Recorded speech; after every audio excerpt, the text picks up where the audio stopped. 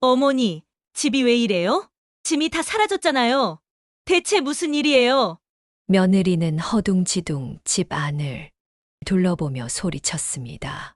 거실 한쪽엔 남아있는 가구 몇 개뿐, 옷장도 서랍도 텅 비어 있었습니다. 며느리는 얼굴이 벌겋게 달아올라 제게 다가와 따졌습니다. 어머니, 이게 말이 돼요? 저희가 여행 다녀오자마자 이런 꼴이라니. 왜 집을 마음대로 팔고 정리하신 거예요? 저는 두 사람의 눈을 똑바로 바라보며 담담히 말했습니다. 내가 말했잖니? 나는 더 이상 가족이 아니라고. 그렇다면 내가 왜 이 집을 지키며 살아야 하겠니? 이건 내 인생, 내 재산이야. 이제부터는 내 길을 가겠다. 도대체 무슨 일이 있었길래 시어머니가 집을 팔고 이렇게까지 단호해진 걸까요? 안녕하세요. 지혜로운 노후 인생의 나침반입니다. 이야기 시작하기 전 구독과 좋아요 눌러주세요. 구독과 좋아요는 무료입니다. 저는 올해 72, 이름은 김순옥입니다. 아들과 며느리가 저만 남겨둔 채 처가댁 식구들과 손주를 데리고 해외여행을 떠나버린 후 저는 그 빈집에 덩그러니 홀로 남아 있었습니다. 아들과 며느리를 위해 평생 애썼지만 중요한 순간마다 저는 투명인간 취급을 받았습니다. 그래, 지금이 기회다. 저는 그날부터 서랍 하나하나를 열어 정리하기 시작했습니다. 통장과 도장, 땅 문서와 집 문서까지 모두 제 손으로 챙겼습니다. 그동안은 아들과 며느리를 믿고 맡겨두었던 것들이었습니다. 하지만 이제는 다시 제품으로 가져와야겠다고 마음먹었습니다. 제가 이렇게까지 결심하게 된 결정적인 이유는 며느리의 휴대폰에서 우연히 보게 된 그 짧은 문장 하나. 시어머니는 가족이 아니잖아. 그동안 참아왔던 모든 것들이 이 짧은 문장에서 터져버려 제 가슴을 송두리째 무너뜨렸습니다. 눈앞이 캄캄해지고 다리에 힘이 빠져 바닥에 주저앉을 뻔했습니다. 아들과 며느리를 위해 희생한 저는 이 집안에서 식구가 아닌 식모일 뿐이라는 사실을 확인한 순간이었습니다. 그날 이후 저는 집안에서 제 존재를 더욱 작게 만들었습니다. 아침에 눈을 뜨고 부엌에 서 있을 때도, 거실을 쓸고 손주 옷을 개킬 때도 마음속으로 중얼거렸습니다. 나는 이 집의 손님도 아니구나. 주인도 아니구나. 그저 부려먹을 때만 불려 나오는 존재일 뿐이구나. 억울하고 서러운 마음에 가끔은 눈물이 솟구쳤지만 저는 늘 참았습니다. 아들 앞에서라도 울면 안 된다고 스스로를 다그쳤습니다. 그러나 속은 점점 텅 비어갔습니다. 그럴 때면 제 젊은 시절이 자꾸 떠올랐습니다. 남편이 갑자기 세상을 떠났을 때 저는 겨우 39살의 젊은 아내이자 홀어머니였습니다.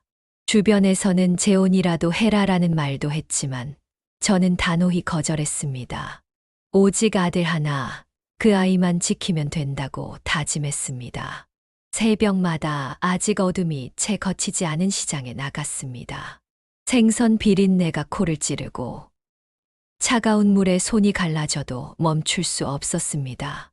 눈 오는 날, 비 오는 날에도 장바구니를 둘러매고 나섰습니다.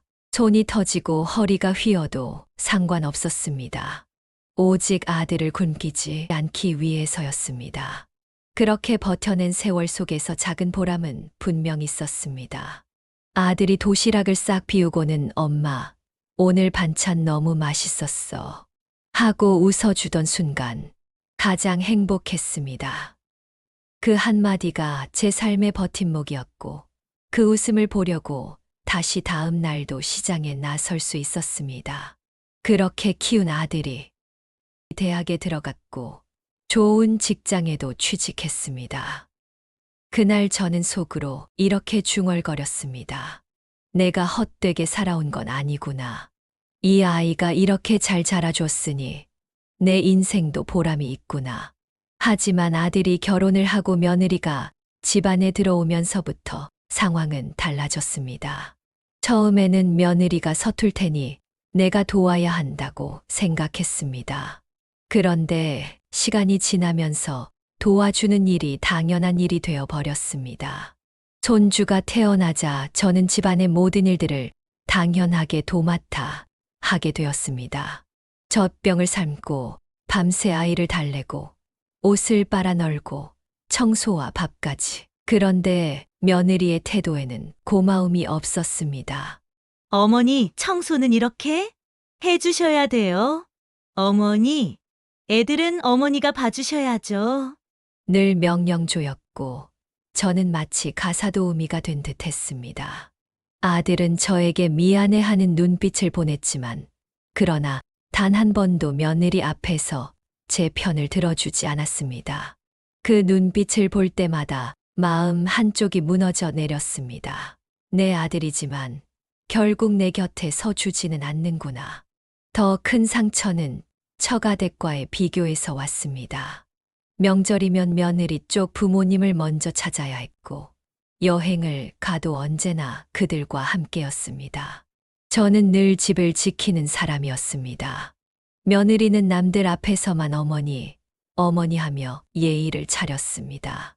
하지만 그 속마음은 메시지 한 줄에 고스란히 드러났습니다. 시어머니는 가족이 아니잖아.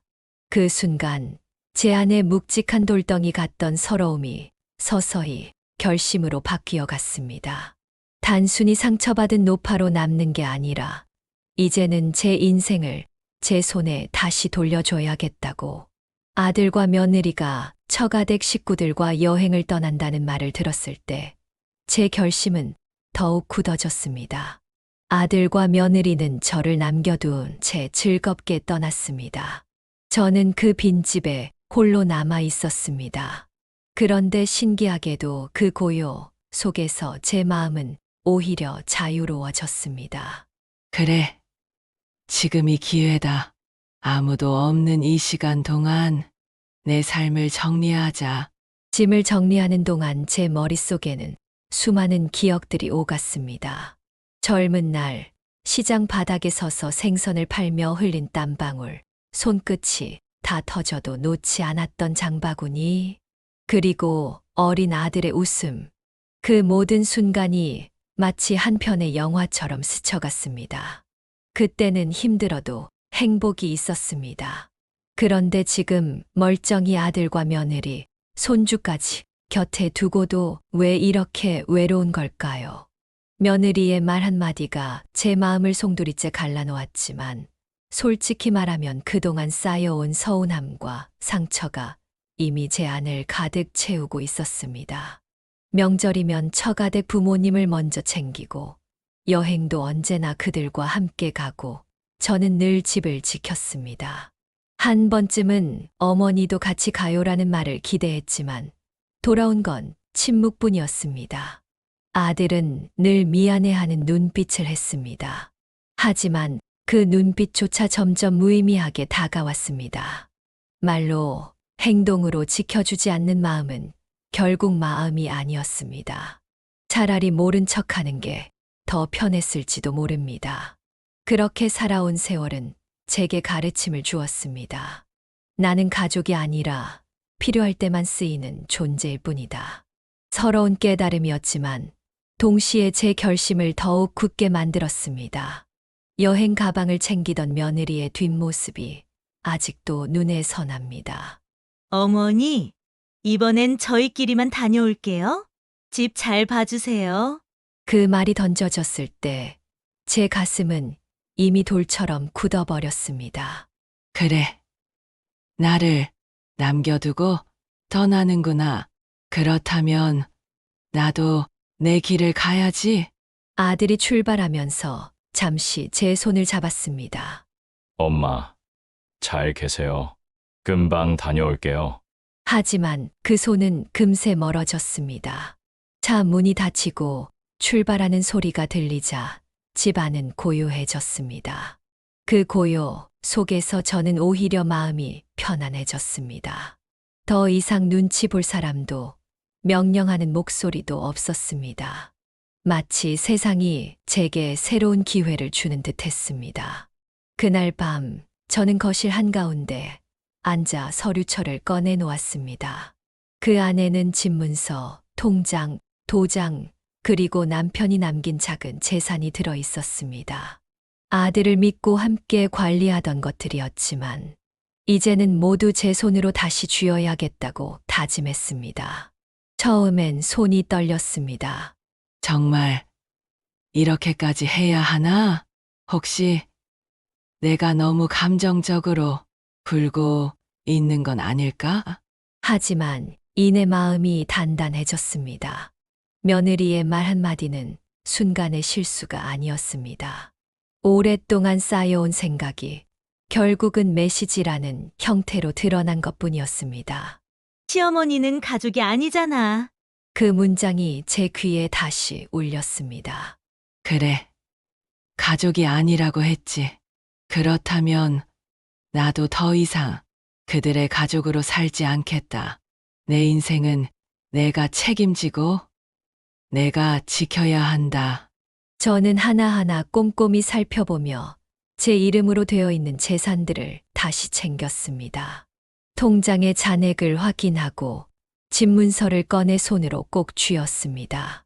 마치 잃어버렸던 제 인생을 다시 찾아오는 기분이었습니다. 밤새도록 정리를 하면서도 이상하게 눈물이 나오지 않았습니다. 오히려 마음이 차분해지고 오랜만에 제 심장이 힘차게 뛰는 걸 느꼈습니다. 두려움이 아니라 새로운 시작을 앞둔 설렘이었습니다. 창밖에는 새벽이 다가오고 있었습니다. 어둠이 서서히 물러나고 희미한 빛이 들어오고 있었습니다. 마치 제 마음속에서도 새로운 빛이 스며드는 듯 했습니다. 그래. 이제 시작이다. 더는 과거에 묶이지 말자. 그 순간 저는 알았습니다. 이제부터의 제 인생은 누군가의 며느리 눈치나 아들의 뒷모습에 기대는 삶이 아니라 오롯이 제 자신을 위한 삶이 되어야 한다는 것을요. 며느리와 아들이 여행을 떠난 집은 이상하리만큼 고요했습니다. 며칠 동안 저는 집 안을 정리하며 제 인생을 돌아보았습니다. 서랍 속에 묵혀있던 제 통장과 도장, 집문서를 챙기면서 마음은 점점 단단해졌습니다. 그리고 마침내 저는 큰 결심을 행동으로 옮겼습니다. 이 집을 정리하고 제 손으로 제 삶을 다시 찾아오기로 말입니다. 며칠 뒤 여행을 마치고 돌아온 아들과 며느리는 텅 빈 집을 보고 깜짝 놀랐습니다. 어머니, 집이 왜 이래요? 짐이 다 사라졌잖아요. 아들은 목소리를 높이며 집안을 이리저리 둘러봤습니다. 거실 한쪽에는 몇 개의 가구만 덩그러니 남아 있었고 서랍장은 텅 비어 있었습니다. 며느리는 얼굴이 굳더니 곧장 저에게 달려와 따졌습니다. 어머니, 이게 무슨 짓이에요? 우리가 여행 다녀온 사이에 집안 살림을 다 치우다니요. 집을 왜 마음대로 정리하신 거예요? 아들은 아무 말도 못하고 고개를 숙였습니다. 그 순간 며느리가 나섰습니다. 어머니, 그럼 앞으로 어떻게 하시겠다는 거예요? 저희는 이제 어떻게 하라고요? 그 말투에는 저를 걱정하는 마음보다는 자신들의 생활이 불편해질까 두려운 불안이 더 크게 묻어나 있었습니다. 저는 담담하게 대답했습니다. 앞으로는 너희가 알아서 하거라. 그동안 내가 해온 것처럼 나는 이제 더 이상 이 집의 그림자로 살지 않겠다. 내 인생을 내 손에 다시 쥐었으니 남은 길은 내 뜻대로 갈 거다. 순간 며느리의 얼굴이 일그러졌습니다. 하지만 저는 흔들리지 않았습니다. 지난 세월 동안 저는 충분히 흔들리고 무너지고 희생했습니다. 이제는 그럴 이유가 없었습니다. 아들은 제게 다가와 조심스레 물었습니다. 엄마, 혹시 우리가 뭘 잘못했는지 다시 한번 말씀해 주세요. 그러면 고칠게요. 그 말에 저는 잠시 침묵했습니다. 아들의 얼굴에는 진심 어린 후회가 담겨 있었지만 너무 늦은 후회라는 생각이 들었습니다. 잘못을 고치려면 처음부터 나를 가족으로 대했어야 했다.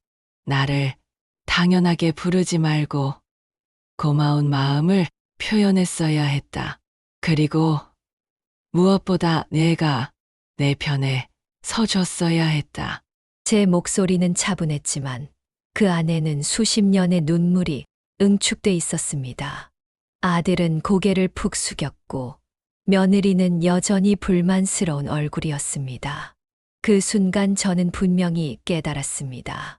더 이상 이 집에 제 자리는 없다는 것을요. 설령 아들이 눈물을 흘리며 붙잡는다 해도 이미 무너진 제 마음은 다시 돌아갈 수 없었습니다. 저는 조용히 이어 말했습니다. 이제 나를 붙잡지 마라. 내가 이 결심을 하게 만든 건 단순한 서운함이 아니다. 수십 년의 희생과 외면이 쌓이고 마지막으로 그 모진 말이 내 등을 떠민 거다. 나는 이제 내 인생을 살겠다. 아들과 며느리는 서로를 바라보며 아무 말도 하지 못했습니다. 그 침묵 속에서 저는 오히려 홀가분한 자유를 느꼈습니다. 아들과 며느리가 멍하니 서 있는 거실을 뒤로 하고 저는 제 방으로 들어갔습니다. 문을 닫는 순간 온몸에서 힘이 빠져나갔습니다. 하지만 마음만은 오히려 가벼웠습니다. 오랫동안 미뤄왔던 결정을 마침내 입 밖으로 꺼냈기 때문이었습니다. 방 한쪽에는 이미 제 짐이 단정히 정리돼 있었습니다. 옷가지 몇 벌, 사진첩, 남편의 낡은 손목시계, 그리고 제 이름으로 된 통장과 도장. 다른 건 다 버릴 수 있었지만 저 자신을 증명할 수 있는 것들만은 꼭 지켜야 했습니다. 그래, 이제 떠나자. 이 집은 더 이상 내 집이 아니니까. 스스로에게 중얼거리며 캐리어 손잡이를 꽉 잡았습니다. 마음속에서는 두려움과 설렘이 동시에 파도처럼 일렁였습니다. 앞으로 어디서 어떻게 살아야 할지 막막했지만 한편으로는 드디어 내 인생을 제 손에 돌려놓았다는 해방감이 가슴을 채웠습니다. 짐을 들고 집을 나설 때 아들은 제 뒷모습을 붙잡지 못했습니다. 문득 뒤돌아보니 아들은 고개를 숙이고 있었고 며느리는 여전히 굳은 얼굴로 팔짱을 끼고 서 있었습니다. 그 모습이 오히려 제 결심을 더욱 단단하게 만들어 주었습니다. 골목길을 걸어 나오며 제 발걸음은 오랜만에 자유로웠습니다. 마치 묵직한 쇠사슬을 끊고 나오는 기분이었습니다. 하지만 동시에 가슴 한쪽이 저려왔습니다. 내가 이렇게까지 해야 했을까? 손주 얼굴은 앞으로 어떻게 보지? 수십 년간 지켜온 가정에서 등을 돌리는 일은 결코 가볍지 않았습니다. 그렇다고 다시 돌아갈 수는 없었습니다. 제 삶은 이미 아들과 며느리의 당연한 희생 속에 지쳐 있었고, 며느리의 그 메시지는 마지막 남은 끈마저 잘라버렸습니다. 이제는 내가 나를 지켜야 했습니다. 버스 정류장에 도착하자 새벽 공기가 차갑게 스며들었습니다. 손에 쥔 캐리어가 무겁게 느껴졌지만 마음만은 오히려 가벼웠습니다. 저는 낯선 도시로 향하는 버스를 골랐습니다. 어디든 좋았습니다. 단지 이곳이 아닌 곳이면 됐습니다. 버스에 올라 창가에 앉으니 도시의 불빛이 점점 멀어졌습니다. 차창에 비친 제 얼굴은 초라했지만 동시에 단호했습니다. 저는 속으로 다짐했습니다. 이제부터는 내가 나를 지킨다. 아무도 나를 가족이 아니라고 부를 수 없게 해. 그 다짐과 함께 머릿속에는 지난 세월의 장면들이 주마등처럼 스쳐갔습니다. 남편과 함께 웃던 젊은 날, 어린 아들을 등에 업고 시장을 오가던 시절, 그리고 손주의 작은 손을 잡고 웃었던 순간들. 그 모든 순간이 소중했지만 결국 저는 늘 뒤에서 버텨주는 사람이었을 뿐이라는 걸 깨달았습니다. 버스는 점점 속도를 내며 어둠을 가르고 나아갔습니다. 저는 그 속에서 오랜만에 숨을 크게 들이켰습니다. 공기가 달랐습니다. 자유의 냄새가 났습니다. 두려움보다도 설렘이 앞서기 시작했습니다. 하지만 마음 한편에서는 여전히 미련이 남아 있었습니다. 아들, 손주, 그리고 지나온 세월. 정말 이대로 끊어내는 게 맞을까 하는 의문이 불쑥 고개를 들었습니다. 그러나 곧 스스로를 다독였습니다. 가족이라면 처음부터 날 그렇게 대하지 않았겠지. 내가 희생하는 동안 그 모든 것을 당연하다 생각했어. 이제라도 벗어나지 않으면 내 남은 삶은 끝없는 굴레일 뿐이야. 창밖 어둠 속에서 서서히 여명이 비치고 있었습니다. 붉은 빛이 번져가며 새로운 하루가 시작되고 있었습니다. 마치 제 인생이 새로 열리고 있다는 신호 같았습니다. 저는 속으로 다시 한번 다짐했습니다. 이제는 나를 위해 산다. 희생도 눈치도 눈물도 없는 삶을 살겠다. 그리고 언젠가는 내 선택이 옳았음을 스스로에게 증명해 보이겠다. 고향으로 내려가 짐을 풀었을 때 제 마음은 복잡했습니다. 그래도 이곳은 제 의지로 선택한 공간이었습니다. 더 이상 누군가의 눈치를 보며 부엌에 서지 않아도 되고 청소와 빨래를 지적받을 일도 없었습니다. 처음으로 제 삶이 제 손에 들어온 듯한 해방감을 느꼈습니다. 처음 며칠은 낯설고 어색했습니다. 조용한 방 안에 혼자 앉아 있으면 문득 손주의 웃음소리와 아들의 얼굴이 떠올랐습니다. 그럴 때마다 마음이 흔들렸지만 이내 며느리의 메시지가 다시 귓가에 맴돌았습니다. 시어머니는 가족이 아니잖아. 그 말이 제 등을 다시 앞으로 밀어주었습니다. 저는 스스로를 다잡으며 새로운 일상을 만들어가기 시작했습니다. 새벽이면 습관처럼 눈이 떠졌습니다. 젊은 시절 새벽 시장을 오가던 버릇이 아직도 몸에 배어 있었던 겁니다. 전에는 아들과 손주를 위해 일어났지만 이제는 오롯이 저 자신을 위해 하루를 열었습니다. 따뜻한 차 한 잔을 내려놓고 창문을 열자 차가운 공기가 폐 속으로 들어왔습니다. 그 공기가 낯설면서도 상쾌했습니다. 작은 동네 시장을 둘러보며 저는 다시 젊은 시절의 기운을 느꼈습니다. 장사하던 때처럼 활기찬 목소리가 들리고 손님을 맞이하는 상인들의 웃음이 제 마음을 흔들었습니다. 그래, 나도 다시 시작할 수 있겠구나. 그 생각에 저도 모르게 발걸음이 빨라졌습니다. 하지만 현실은 녹록지 않았습니다.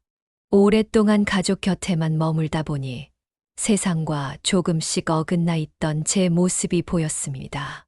휴대폰 요금 하나를 내는 것도 서툴렀고 은행에서 통장을 정리하는 일도 쉽지 않았습니다. 예전 같으면 아들이 다 해주었겠지만 이제는 제가 직접 부딪혀야 했습니다. 고객님, 여기 서명해 주셔야 합니다. 은행 창구에서 직원이 내민 서류를 보며 순간 당황했지만 이내 마음을 다잡고 이름을 또박또박 적어 넣었습니다. 서류에 제 이름이 새겨지는 걸 보자 묘한 뿌듯함이 밀려왔습니다. 비록 작은 일이었지만 제 스스로 해낸 첫걸음이었으니까요. 저녁이 되면 외로움이 몰려왔습니다. 허전한 방 안에 앉아 있으면 아들의 웃음과 손주의 목소리가 귓가를 맴돌았습니다. 그리움이 파도처럼 몰려와 눈시울이 뜨거워졌습니다. 하지만 저는 울음을 삼키며 다짐했습니다. 내가 돌아가면 다시 예전처럼 살 수밖에 없어. 이 길이 힘들어도 지금은 견뎌야 해. 며칠 뒤 우연히 시장에서 또래 이웃을 만났습니다. 장을 보고 돌아오던 길 무거운 봉지를 들고 있기에 도와드린 것이 계기였습니다. 아이고, 고맙네요. 힘도 좋으시네. 그 말에 저도 웃으며 대답했습니다. 이 정도는 거뜬하죠? 그날 이후 우리는 가끔 함께 시장을 보러 다녔습니다. 서로 살아온 이야기를 나누며 저는 오랜만에 진짜 사람다운 대화를 할 수 있었습니다. 누군가의 시선에 갇혀 있지 않은, 있는 그대로의 저를 봐주는 이웃이 있다는 게 큰 위로가 되었습니다.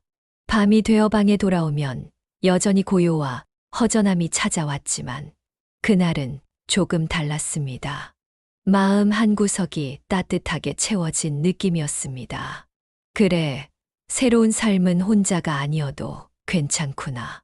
나처럼 살아가는 사람들이 있고 서로 기대며 살아갈 수도 있겠구나. 저는 다시 한번 다짐했습니다.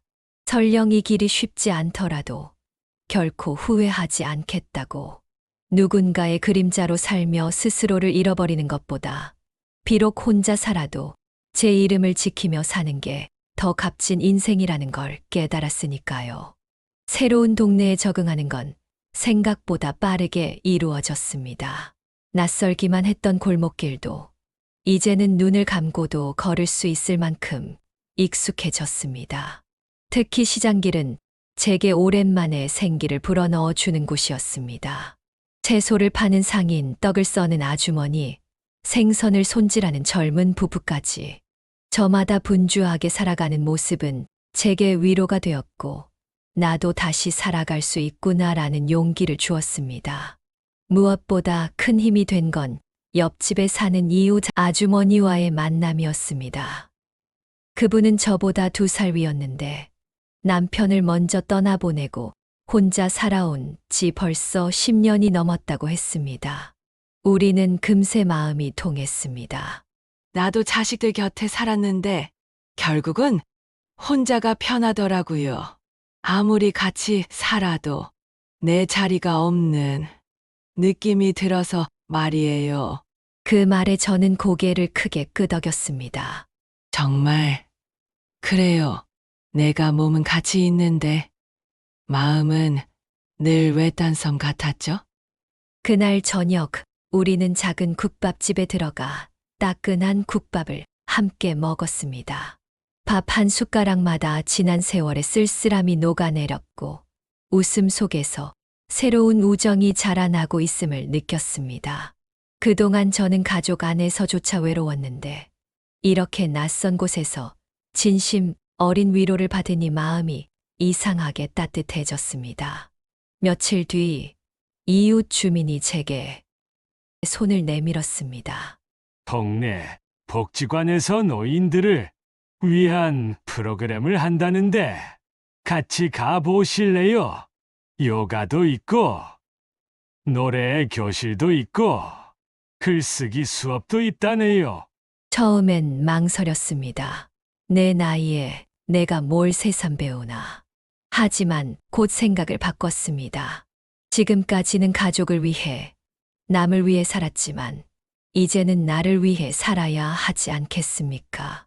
복지관에 발을 들이니 저와 비슷한 나이의 사람들이 삼삼오오 모여 있었습니다.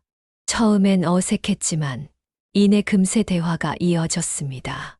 다들 사연 하나쯤은 품고 살아왔고 그 사연들이 서로의 마음을 자연스럽게 열어주었습니다. 저는 노래 교실에 참여하게 되었는데 마이크를 잡고 오랜만에 노래를 부르니 목소리가 떨리면서도 가슴 한쪽이 뻥 뚫리는 것 같았습니다. 아이고, 목소리 참 곱다. 옆자리에 있던 분의 칭찬에 얼굴이 붉어졌지만 오랜만에 누군가에게 인정받는 기분을 맛보았습니다. 그날 집에 돌아오는 길, 제 발걸음은 무척 가벼웠습니다. 누구의 눈치도 보지 않고 오롯이 제 즐거움을 위해 노래를 부르고 웃을 수 있다는 사실이 너무나도 소중했습니다. 밤에 불을 켜고 앉아 있자니 문득 이런 생각이 들었습니다. 나는 그동안 가족을 위해 살아왔다고 믿었지만 사실은 가족이라는 이름에 매달려 내 존재를 스스로 가둔 건 아닐까. 그 깨달음은 쓰라렸지만 동시에 자유로웠습니다. 이제는 더 이상 가족이라는 울타리에 목매지 않아도 된다고 스스로를 설득할 수 있었으니까요. 그날 이후 저는 하루하루를 조금씩 채워가기 시작했습니다. 아침이면 시장을 거닐며 이웃들과 인사를 나누고, 낮에는 복지관에서 새로운 사람들과 어울렸습니다. 저녁에는 옆집 할머니와 함께 간단히 밥을 지어 나눠 먹으며 사소한 이야기를 주고받았습니다. 물론 손주 생각이 안 나는 건 아니었습니다. TV에서 아이들 웃음소리가 흘러나오면 눈가가 젖어들었고, 문득 길에서 또래 아이를 보면 마음이 저릿했습니다. 하지만 그리움은 이제 제 삶을 흔드는 파도가 아니라 그저 조용히 지나가는 바람이 되었습니다. 무엇보다 달라진 건 제 마음가짐이었습니다. 예전에는 늘 나는 가족을 위해 있어야 한다는 굴레 속에 살았다면, 이제는 나는 나를 위해 살아도 된다는 자존감이 싹 트고 있었습니다. 그리고 그 자존감은 매일의 작은 선택 속에서 점점 더 단단해지고 있었습니다. 창문 너머로 별빛이 반짝이는 밤, 저는 조용히 웃음을 지었습니다. 오래전 남편과 함께 보던 하늘을 이제는 혼자서도 당당히 바라볼 수 있었습니다. 더 이상 외롭지 않았습니다. 제 안에 스스로를 지켜낼 힘이 자라고 있었으니까요. 어느 날 저녁, 방 한쪽에 놓아둔 낡은 사진첩을 꺼냈습니다. 거기에는 젊은 시절의 제가 있었습니다. 남편과 나란히 웃던 사진, 어린 아들이 제 무릎에 앉아 해맑게 웃던 사진, 그리고 손주가 태어나 처음 안아봤을 때의 사진까지.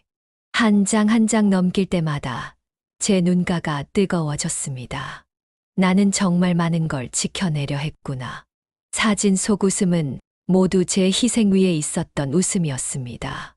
남편을 잃고도 꿋꿋이 버텼던 젊은 아내의 얼굴. 생선 가게에서 손이 터지고 허리가 굽어도 웃음을 잃지 않던 엄마의 얼굴. 손주의 작은 손을 꼭 잡고 있던 할머니의 얼굴. 모두 저였습니다. 하지만 그 시간 속에서 저는 정작 저 자신을 한 번도 돌아보지 못했습니다. 늘 남을 위해 살았고, 누군가의 어머니, 아내, 할머니라는 이름으로만 존재했습니다.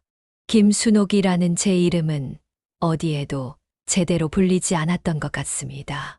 사진을 덮고 나니 문득 며느리의 메시지가 다시 떠올랐습니다. 시어머니는 가족이 아니잖아. 그 한 줄이 잔인하게도 제 인생을 뒤집어 놓았지만, 이제 와서 돌이켜보니 그것이 제게 오히려 기회가 된 건지도 모르겠습니다. 그 메시지를 발견하지 않았다면 저는 여전히 그 집에서 가사도우미처럼 살고 있었을 테니까요. 창문을 열자 밤 공기가 차갑게 스며들었습니다. 하지만 이번엔 외롭지 않았습니다. 저는 제 스스로를 지키고 있다는 사실이 마음을 따뜻하게 덮어주었습니다. 오랫동안 저는 가족이 있어야 한다.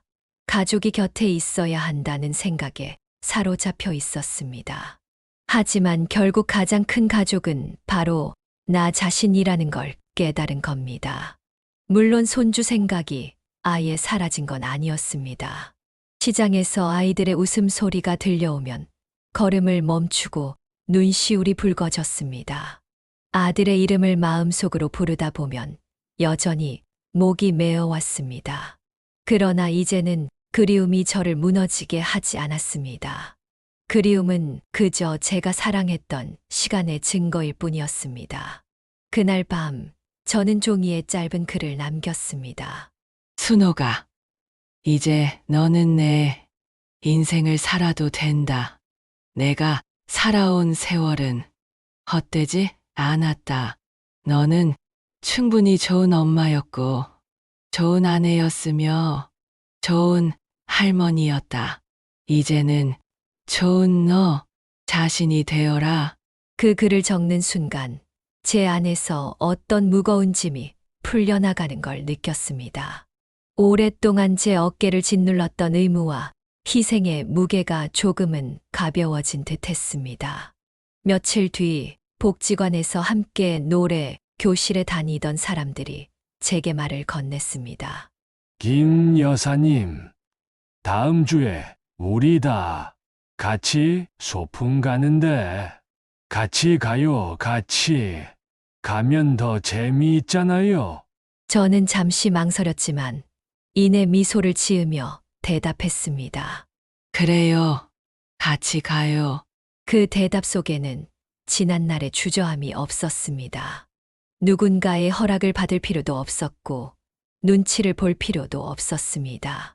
제 마음이 시키는 대로 제 즐거움을 위해 선택할 수 있다는 자유가 제 안에 있었습니다.